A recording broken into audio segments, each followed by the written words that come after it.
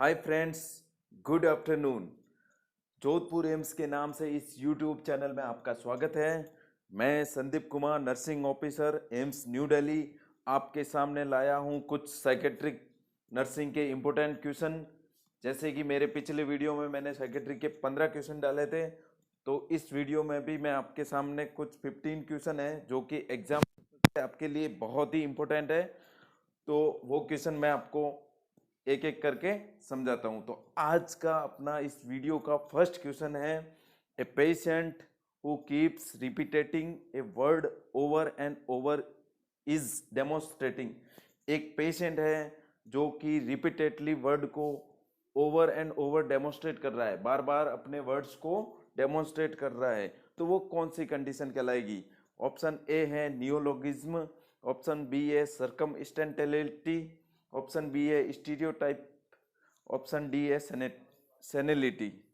तो नियोलॉगिज्म का यहाँ पे अर्थ होता है नए नए वर्ड्स को कॉइन करना, तो ये इससे रिलेटेड नहीं है। ऑप्शन बी है सर्कमस्टेंटियलिटी।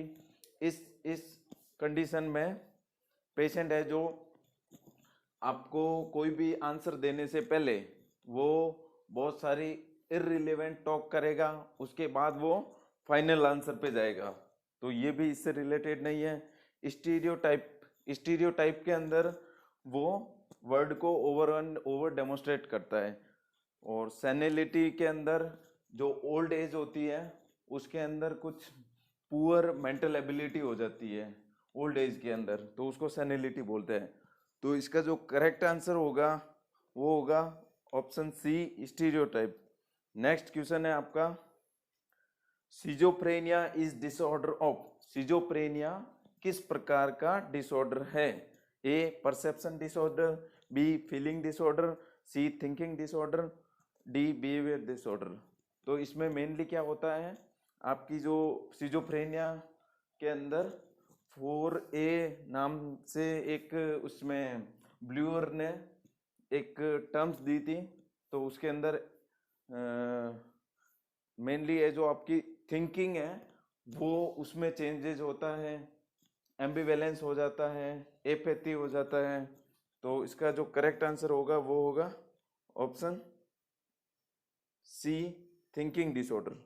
नेक्स्ट क्वेश्चन है आपका, when a patient ideas are unshakable and persistent they are called।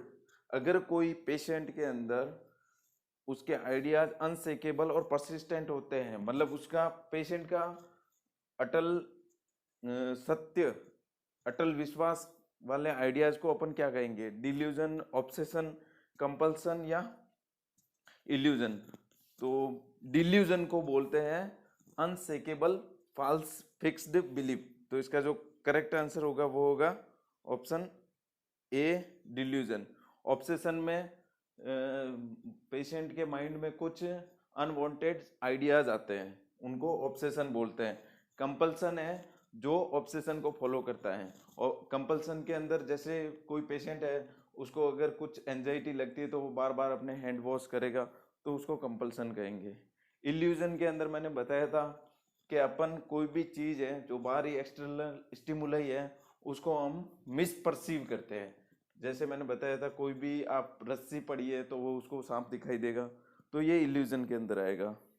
तो इसका करेक्ट आंसर होगा ए, डिल्यूजन। नेक्स्ट क्वेश्चन है, in modified electroconvulsive therapy muscle relaxant use in. जो ईसीटी देते हैं डिप्रेसिव पेशेंट के अंदर, तो उसके अंदर मॉडिफाइड ईसीटी इसीलिए बोलते हैं कि उसके अंदर हम कुछ एनेस्थेटिक्स ड्रग्स यूज करते हैं, तो उसको मॉडिफाइड ईसीटी बोलते हैं। तो इसमें क्वेश्चन में पूछा है कि कौन सा आप मसल रिलैक्सेंट उस ईसीटी के अंदर यूज करोगे। तो ऑप्शन ए है एट्रोपिन, ऑप्शन बी है काम्पोज, ऑप्शन सी है सक्सिनाइलकोलिन, ऑप्शन डी है पेंटाथॉल। तो एट्रोपिन होता है वो मेनली इसमें ईसीटी के अंदर देते हैं, बट वो मसल रिलैक्सेंट का काम नहीं करता, वो एक्चुअली इसमें सिक्रेशंस वगैरह होते हैं तो उसको कम करने के लिए देते हैं। काम्पोज है वो एक प्रकार का बेंजोडाइजापिन है जो कि सेडेशन के लिए देते हैं। ऑप्शन सी है सक्सिनाइलकोलिन, ये इसमें मसल रिलैक्सेंट के रूप में काम में करेगा। और सोडियम पेंटाथॉल ये एक प्रकार का बार्बिटूरेट है जो कि एनेस्थेटिक का काम करेगा। तो इसका जो करेक्ट आंसर होगा वो होगा option C, succinyl choline. Next question है आपका, a person seeing a design on the wallpaper perceive it as an animal, this is an example of. एक व्यक्ति है जिसको कि एक वाल के ऊपर कोई डिजाइन है, वो है जो एनिमल के रूप में परसीव हो रही है, तो वो एग्जाम्पल क्या कहलाएगा? ऑप्शन ए है हेल्यूजिनेशन, ऑप्शन बी है डिल्यूजन, ऑप्शन सी है इल्यूजन, ऑप्शन डी है आइडियाज ऑफ रेफरेंस। तो हेल्यूजिनेशन में मैंने बताया था कि बाहरी कोई भी एक्सटर्नल स्टिमुलाई एब्सेंट होता है, और जैसे कि मैंने बताया था ऑडिटरी विजुअल, उसमें कोई भी बाहरी एक्सटर्नल स्टिमुलाई नहीं होता है, फिर भी उनको आवाज़ें सुनाई देती है या कोई वस्तु दिखाई देती है, तो वो हेल्यूजिनेशन कहलाता है। तो ये इससे रिलेटेड नहीं है।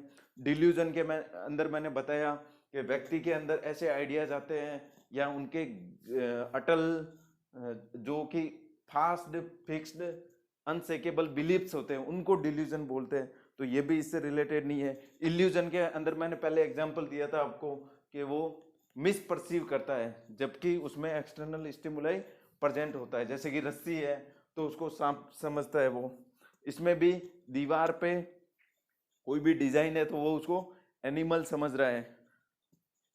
और ऑप्शन डी था आपका आइडियाज ऑफ रेफरेंस, जो कि इससे रिलेटेड नहीं है। तो इसका जो करेक्ट आंसर वो होगा सी, इल्यूजन। नेक्स्ट क्वेश्चन है आपका, a patient express the believe that police is out to kill him, this is example of. एक पेशेंट को ऐसा एक्सप्रेस हो रहा है या ऐसा बिलीव हो रहा है कि पुलिस उसको मारेगी या मारने वाली है, किल करेगी, तो ये किस प्रकार का एग्जाम्पल है? A hypochondrial delusion, a self accusatory delusion, a delusion of persecution, a an error in judgement.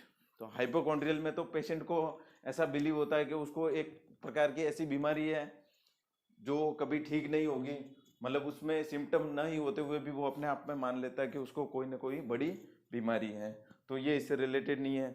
इस सेल्फ एक्यूसेटरी डिल्यूजन को हम डिल्यूजन ऑफ गिल्ट बोलते हैं। इसमें पेशेंट को अपने आप में वो शर्मिंदगी महसूस करता है, तो ये भी इससे रिलेटेड नहीं है।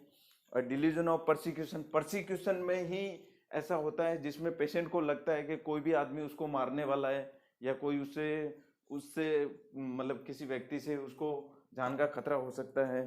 तो ये ऑप्शन सी इसका करेक्ट आंसर होगा। ऑप्शन सी है जिसको बोलेंगे अपन डिल्यूजन ऑफ परसिक्यूशन, इसका करेक्ट आंसर है। नेक्स्ट क्वेश्चन है आपका, the best approach in helping a very withdrawal patient is to provide. एक बहुत ही मतलब विड्रॉवल का पेशेंट है, उसके अंदर बेस्ट अप्रोच क्या प्रोवाइड करोगे आप? ए है a large of work activities, a specific routine, A trusting relationship, और ए ग्रुप इन्वॉल्वमेंट। जो एक प्रकार का अगर विड्रॉवल वाला पेशेंट है जो कि हर चीज़ को नकारता है या कोई चीज़ करने में एक्टिविटी नहीं करता है, तो उसके लिए सबसे बड़ी बेस्ट अप्रोच होगी वो उसका कि आप उसको ट्रस्टिंग रिलेशनशिप प्रोवाइड करें, जिससे कि वो हर चीज़ में एक्टिविटी में पार्टिसिपेट करे। तो इसका जो करेक्ट आंसर होगा वो होगा option C, trusting relationship. Next question है आपका, फंक्शनल साइकोसिस इज। फंक्शनल साइकोसिस किसको बोलते हैं? A schizophrenia, B mental retardation, C anxiety neurosis, D hysteria. तो मेनली है इसका करेक्ट आंसर होगा सिजोफ्रेनिया को है जो फंक्शनल साइकोसिस के नाम से भी जाना जाता है। तो option A is correct. Next question है, a children behave abnormally due to. Children अगर एबनॉर्मली बिहेव कर रहे हैं तो वो क्या कारण हो सकता है? A low IQ, B unhealthy home environment, C poor nutrition, D good parent child relationship. तो लो IQ वाला बच्चा है जो एबनॉर्मली बिहेव नहीं करेगा क्योंकि उसका IQ लो लेवल है, तो वो एक कारण नहीं हो सकता है। अनहेल्थी होम एनवायरनमेंट, अगर बच्चे का होम का जो एनवायरनमेंट अगर अनहेल्थी है तो वो एबनॉर्मली बिहेव कर सकता है। पुअर न्यूट्रिशन भी इससे रिलेटेड नहीं है और गुड पेरेंट चाइल्ड रिलेशनशिप भी इससे रिलेटेड नहीं है। तो इसका जो करेक्ट आंसर होगा वो option B unhealthy home environment होगा। अब नेक्स्ट क्वेश्चन है आपका enuresis in children is caused by. Enuresis bed wetting को बोलते हैं, जो कि 5 साल के बच्चे होने के बाद भी वो बिस्तर में अगर टॉयलेट करते हैं तो उनको बेड वेटिंग भी बोलते हैं, एन्यूरेसिस बोलते हैं। तो इसका क्या कारण हो सकता है? Option A emotional insecurity in a child, option B drinking too much fluid at the night, option C urinary tract infection, option D over protection by the parents. तो इसमें मेनली बच्चे को क्या है, इनसिक्योरिटी फील होता है, उसकी वजह से वो इमोशनली कुछ प्रॉब्लम्स आती है उसमें, उसकी वजह से वो बेड वेटिंग करता है। तो इसका जो करेक्ट आंसर होगा वो होगा option A emotional insecurity in a child. Next question है आपका sleep disturbances in a child is due to. बच्चों के अंदर स्लीप डिस्टर्बेंस का क्या कारण हो सकता है या किस वजह से होता है? A loss of appetite, B bright light, C insecurity, D constipation. तो सेम यही थिंग है, मैंने अभी अगले वाले क्वेश्चन में बताया था, एन्यूरेसिस भी इनसिक्योरिटी की वजह से इमोशनल कुछ डिस्टर्बेंसेस होते हैं तो वो बेड वेटिंग करता है। इसमें भी अगर बच्चा अगर इनसिक्योर फील करता है तो वो उसमें जो स्लीप डिस्टर्बेंस के ज़्यादा चांसेस होंगे। तो इसका जो करेक्ट आंसर होगा option C insecurity. Next question है आपका which is not a symptom of mania. निम्न में से मेनिया का सिम्टम कौन सा नहीं है? A elevated mood, B hyper activity, C flighting of ideas, D suicidal ideas. तो मेनिया का पेशेंट है वो मेनली बहुत ही एग्रेसिव होता है, उसका मूड भी बहुत ही एलिवेटेड होता है, वो हाइपर एक्टिवेट होता है और उसके जो आइडियाज होते हैं वो फ्लाइट की तरह एक टॉपिक से दूसरे टॉपिक की तरह चलता रहता है, लेकिन उसके अंदर सुसाइडल आइडियाज नहीं होंगे। तो इसका जो करेक्ट आंसर होगा वो होगा option D suicidal ideas. Next question है आपका average intelligence IQ level is, मतलब नॉर्मल आईक्यू लेवल कितना हो सकता है? 70 से 90, बी 80 to 90, सी 90 to 110 या नन ऑफ अबोव। तो इसमें मेनली आईक्यू को अपन ने 4 पार्ट में डिवाइड किया है। जैसे सबसे पहले मतलब सबसे लोअर से मैं स्टार्ट करता हूँ। जैसे प्रोफाउंड वाले बच्चे होते हैं जिनको कस्टोडियल में रखा जाता है तो उनका आईक्यू लेवल है वो बिलो 20 होता है। फिर 20 से लेके 35 तक होगा वो होगा सीवियर, 35 टू 50 तक होगा वो होगा अपने मॉडरेट लेवल में, और 50 से लेके 70 तक होगा वो होगा माइल्ड फॉर्म में। तो नॉर्मल जो इसका आईक्यू लेवल होगा ऑप्शन आपका सी करेक्ट होगा इसमें 90 to 110। नेक्स्ट क्वेश्चन है आपका प्रॉक्सिमल सेरिब्रल डिस्फंक्शन इज। अगर प्रॉक्सिमल सेरिब्रल में अगर डिस्फंक्शन है तो वो कौन सी कंडीशन कहलाएगी? A epilepsy, B depression, C panic, none of above. तो इसका जो करेक्ट आंसर है वो होगा एपिलेप्सी के अंदर प्रॉक्सिमल सेरिब्रल डिस्फंक्शन होता है। तो करेक्ट आंसर होगा ए एपिलेप्सी। लास्ट क्वेश्चन है इस वीडियो का। मैं आशा करता हूँ आपको मेरे द्वारा समझाए गए सारे क्वेश्चन आपको अच्छे से समझ में आए होंगे। लास्ट क्वेश्चन है the amount of pure alcohol and average adult can metabolise in 24 hours in each. अगर प्योर अल्कोहल है उसका कितना अमाउंट है जो 24 आवर्स के अंदर मेटाबोलाइज हो जाएगा? Option A 6 ounce, option B 2, option D 5 ounce, D none of above. तो इसका जो करेक्ट आंसर है वो होगा ऑप्शन बी 2 ounce अल्कोहल है जो 24। मैं आशा करता हूँ कि मेरे द्वारा बताए गए सारे वीडियोस आपको अच्छे से पसंद आए होंगे। तो मैं आशा करता हूँ आप ज़्यादा से ज़्यादा सब्सक्राइब कीजिए और इसके वीडियोस को आप पूरा देखिए ताकि आप एक अपनी नोटबुक बना लीजिए, उसमें सारे क्वेश्चन नोट कीजिए और इनको रिवाइज करते रहिए। ये आपके एग्ज़ाम के पॉइंट ऑफ व्यू से बहुत ही इम्पोर्टेंट है। और इनमें से पक्के आपको एग्जाम में क्वेश्चन देखने को मिलेंगे।